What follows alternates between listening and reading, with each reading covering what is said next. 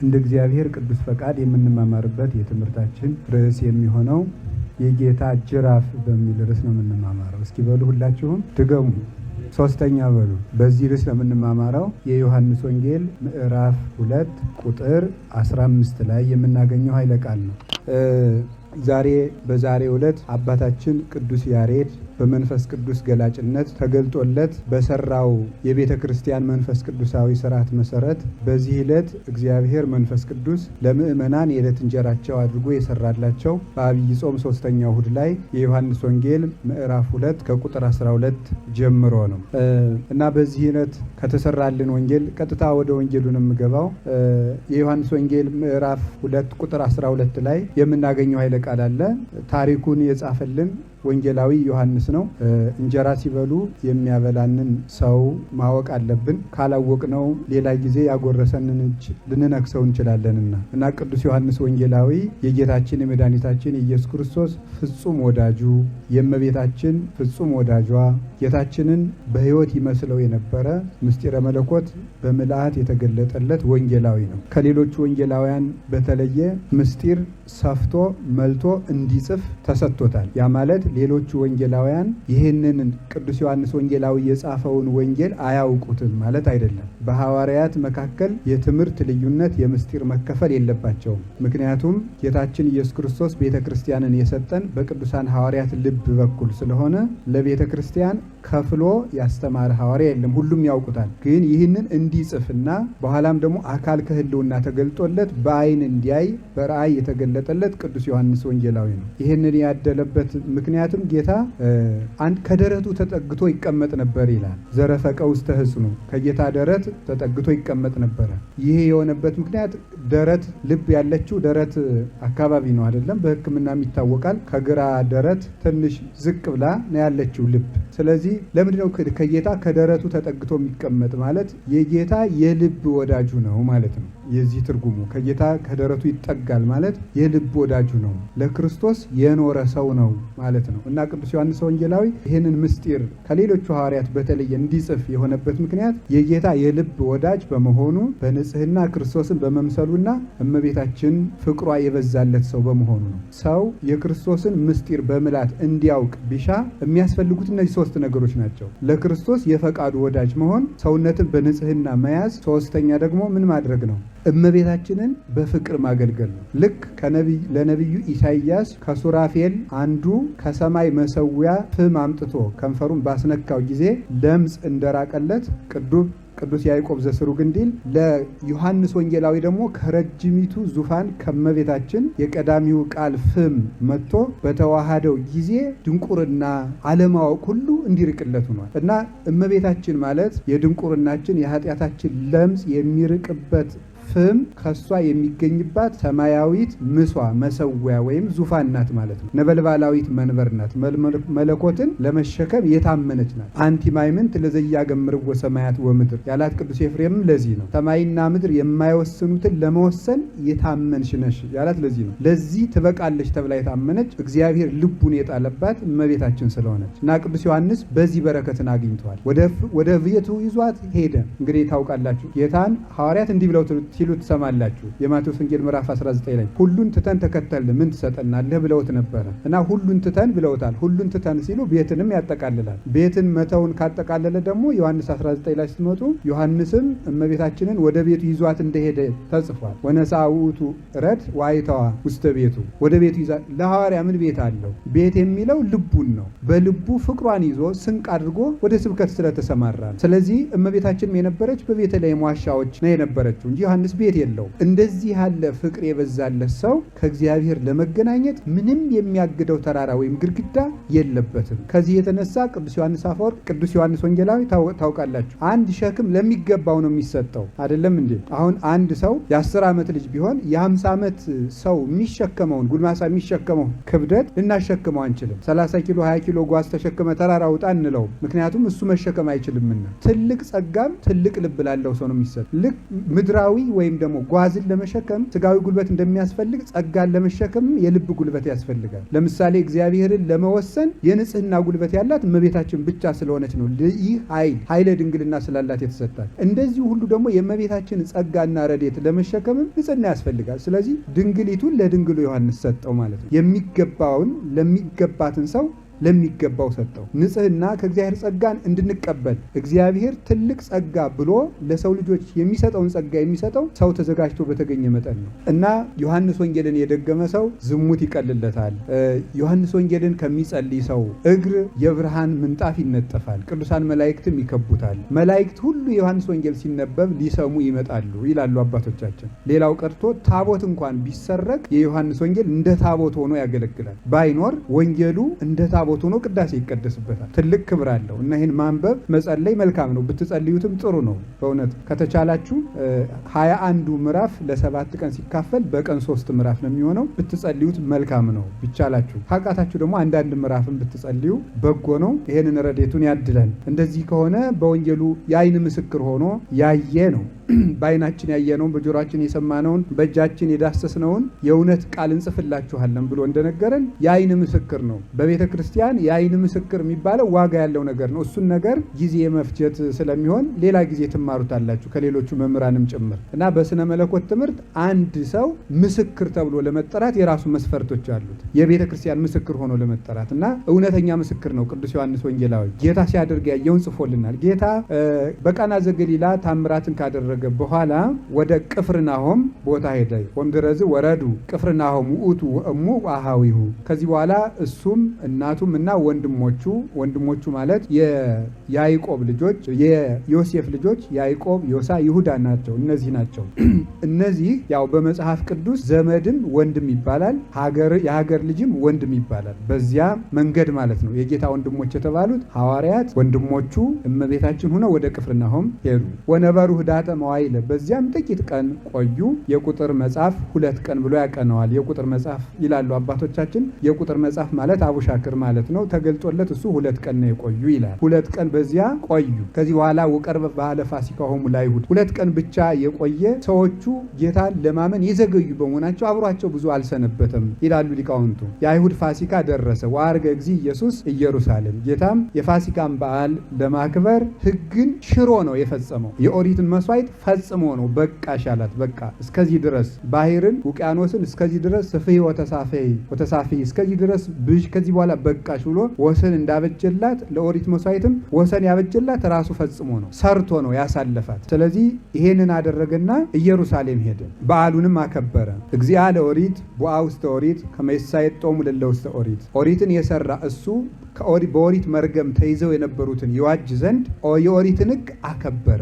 ወደ ኦሪት ሕግ ገባ ብሎ ቅዱስ ጳውሎስ እንደነገረን ሕግን አክብሮ በሕግ ያለብንን በሕግ የተጫነንን የመርገም ሸክም ሊያነሳልን ሕግን ፈጸመ። ፈጻሚ ሕግም ተባለ። የምትሻለውን ሕግም ሰራልን። ሰው ቤትን በሰራ ጊዜ አሮጌውን ቤት አፍርሶ አዲስ ቤት ሊሰራ ባለ ጊዜ ከአሮጌው ቤቱ የተሻለውን ያልነቀዘውን እንጨት ወስዶ የነቀዘውን አውጥቶ ከአዲስ እንጨት ጋር አዋቅሮ አዲስ ቤት እንደሚሰራ ክርስቶስም እንደዚሁ የኦሪትን ያረጀውን መስዋዕቷን ክህነቷን አስወጥቶ ሕጓን ደግሞ አምጥቶ ከአዲስ ኪዳን ጋር አዋቅሮ በደሙ ዋጅቶ አዲስ የመዳኛ ሕግ ሰርቶ ሰጠን ማለት ነው። ስለዚህ ጌታችን ኢየሩሳሌም ሄደ። ኢየሩሳሌም በሄደ ጊዜ ወረከበ እለ ይሰይጡ ወይሳየጡ አልሂምተ አባጋ ወአርጋበ ከብቶችን፣ በሬዎችን፣ በጎችን፣ ርግቦችን የሚሸጡ ሰዎችን አገኘ ይላል። የሚሸጡ የሚለውጡ ወመወልጣነ እለ ይነብሩ ወርቁን በብር ብሩን በወርቅ የከሳውን በወፈረ የወፈረውን በከሳ የሚለውጡትን ሰዎች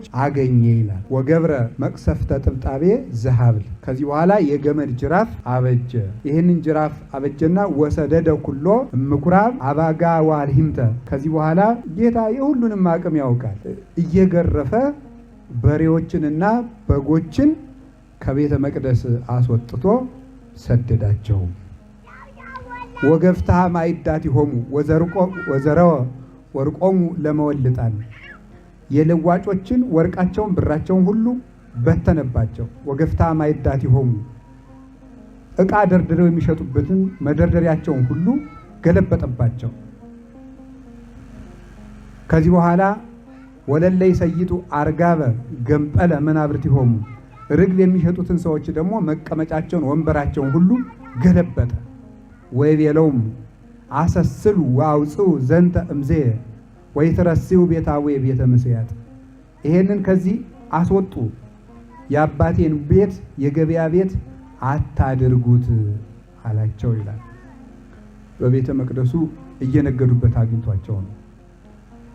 የሰዎቹን ክፋት ልብ በሉ እንግዲህ የሚሉትን አሁን ቀጥላችሁ ምንተ ትእምርተ ታርኢ ወዘንተ ትገብር ይሄንን የምታደርግ በምን ስልጣንህ ነው አሉት። አይገርማችሁም? ግን የሰው ተንኮል አንዳንድ ሰው ስህተትህን አስተካክል ስትሉት ስህተቱን ከማስተካከል ይልቅ ምንድን ነው አንተ ማነህና ነው ይላል።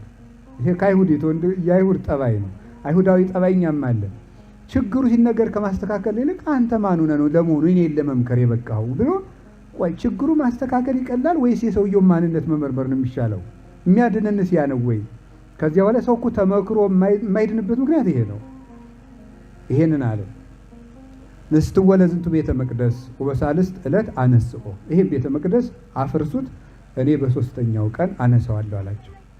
በ40 በ6 ዓመት ታንጸ ዝንቱ ቤተ መቅደስ ወአንተሰ በሰሉስ ዕለት ታነሳው 46 ዓመት የሰራነውን ቤተ መቅደስ አንተ ደግሞ ብለህ በሶስተኛው ቀን እሰራዋለሁ አልክ አሉት። ውእቱሰ በይንተ ቤተ ሥጋሁ ይቤሎሙ እርሱ ግን ይሄን ያላቸው ስለምኑ ነው? ቤተ መቅደስ ስለተባለ ሥጋው ነበረ ይላል። ስለ ቃሉ እግዚአብሔር ስሙ የተመሰገነ ይሁን። ይሄ ንባቡ ነው ዛሬ ጌታ ያደረገ ነው። ስለዚህ ሶስተኛው እሁድ ምኩራብ የተባለበት ምክንያት ምኩራብ ማለት አዳራሽ ቤተ ጸሎት ማለት ነው። በምኩራብ ቀን በምኩራብ አይሁድ በምኩራባቸው ቀን ተገኝቶ ያ ማለት ዛሬ ቀን ነው ጌታ እንደዚህ ያደረገ ማለት ሳይሆን እግዚአብሔር መቼስ ዘትማለም ወይም ወክማው ተስከላለም እሱ ትናንትም ዛሬም እስከ ዘላለሙ ድረስ ሕያው ነውና ምን አደረገ? በዘመነ ስጋዌ የሰራቸውን ስራዎቹን ይሄንን በዚህ ቀን አስቡት ይሄንን በዚህ ቀን አስቡት ብሎ እንድናስበው በቅዱስ ያሬድ ጊዜ በኋላ ገልጦልን ጌታ በዘመነ ስጋዌ ተገልጦ ላስተማረው ለሰራቸው ስራዎቹ መታሰቢያ ቀን እያደረግንለት ማለት ነው። ስለዚህ ያንን ዛሬ አሁን ምኑ ነው የምናስበው? አሁን ዛሬ ምኩራብ ነው፣ አብይ ጾም ነው። በዚህ የተሰበሰብን ሰዎች ምንድን ነው የምናስበው? አሁን ምን እያሰባችሁ ነው የመጣችሁት? የምናስበው ምንድን ነው? ክርስቶስ ቤተ መቅደስን ያጸዳበት ቀን ማለት ነው። እንደዚያ እንድናስብ ያስፈልጋል። በዚህ ቀን አንተም ያን እያሰብክ ዋልና ድርሻችሁን በኋላ ይነግረናል፣ መጽሐፍ ይነግረናል። ይሁላችንም ቤተ መቅደስ እንጂ አሁን ዝም ብሎ ምኩራብ እሁድ ከዘሰ በቃ አለፈ። ቅድስት እሺ በቃ አንተ ምንም ቅድስት አላደረግነው እኔም እንደዛው ማለት ነው። ዘወረደ አለፈ። ደብረ ዘይት ኒቆዲሞስ ያልፋል። ዛሬ ምንድን ነው? ምኩራቡን አጸዳ። ክርስቶስ ቤተ መቅደሱን አጸዳ። እኛ ምንድነው ማድረግ ያለብን? ይሄን አስበን ስንውል ዛሬ ምንድነው ማድረግ ያለብን? ይሄን እንድናስብ ነው።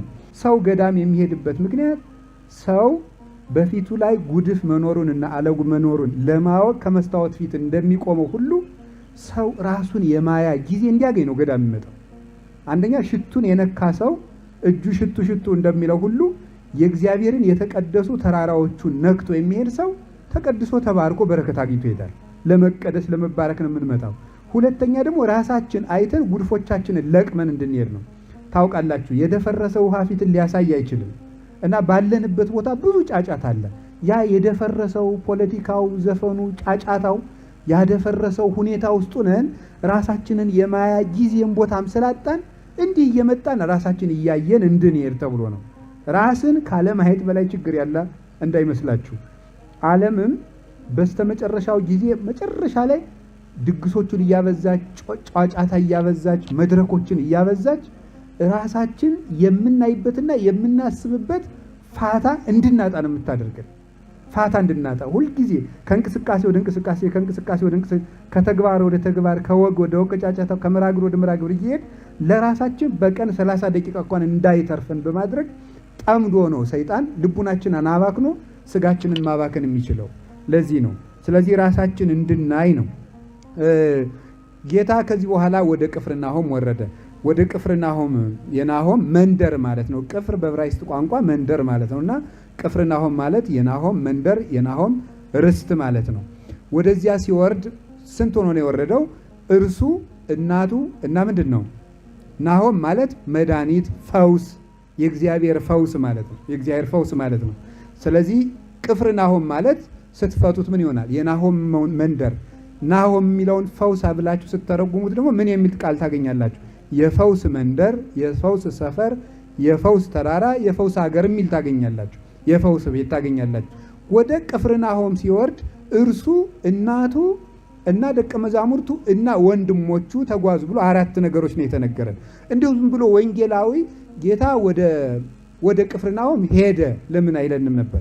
ወንጌል ውስጥ ታውቃላችሁ እንኳን የሰው ስም የሰይጣን ስም እንኳን ዝም ብሎ አይጻፍም። ወንጌል ውስጥ እንድንማርበት ነው የተጻፈ።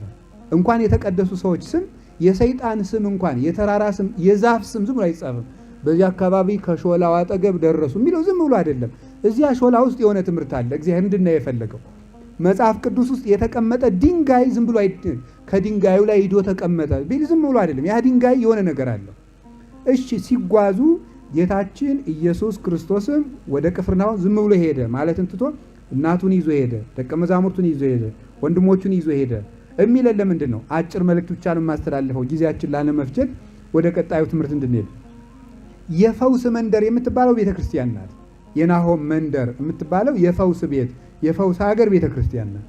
በቤተክርስቲያን ውስጥ ፈውስ የተባለው ነገረ ድነት ነው፣ መዳን ማለት ነው። ፈውስ ማለት ጤንነትን ማግኘት፣ ልክ መንጻት ከኃጢአት መላቀቅ እንደሆነ ሁሉ መፈወስ ማለት ደግሞ ከደዌ መጠበቅ፣ አንድ መጠበቅ ነው። መዳን በነገራችሁ ላይ መዳን 2 ትርጉም ነው ያለው። አንደኛ ደዌው ኑሮብህ መፈወስ ማለት ነው። ሁለተኛ ከደዌው መጠበቅ ማለት ነው።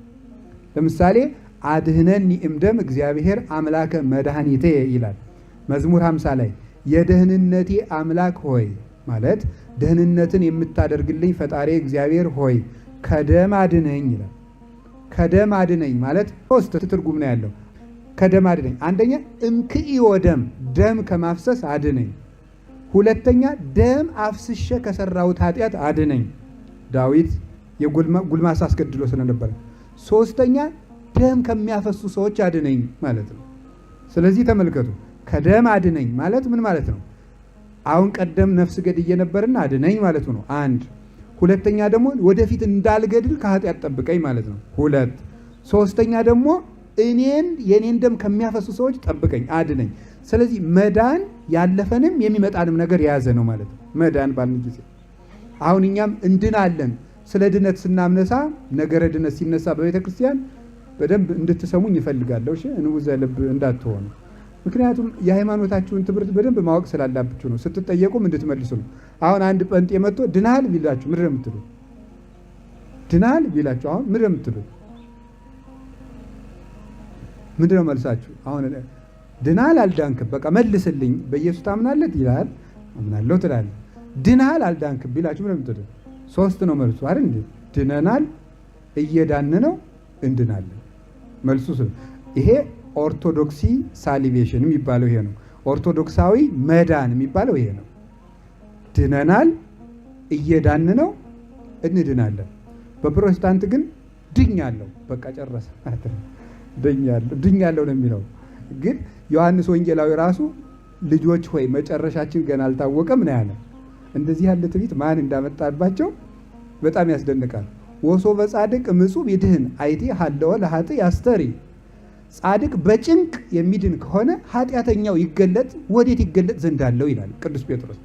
ጻድቅ በጭንቅ ከዳነ ኃጢአተኛው እንዴት እታያለሁ? ድኜ በእግዚአብሔር ፊት በባለሟልነት እንዴት እገለጣለሁ ትላለህ? ድነታችን ሰርተን የምንፈጽመው ነው። ድነናል። እንዴት? ከአዳም እርግማን ድነናል።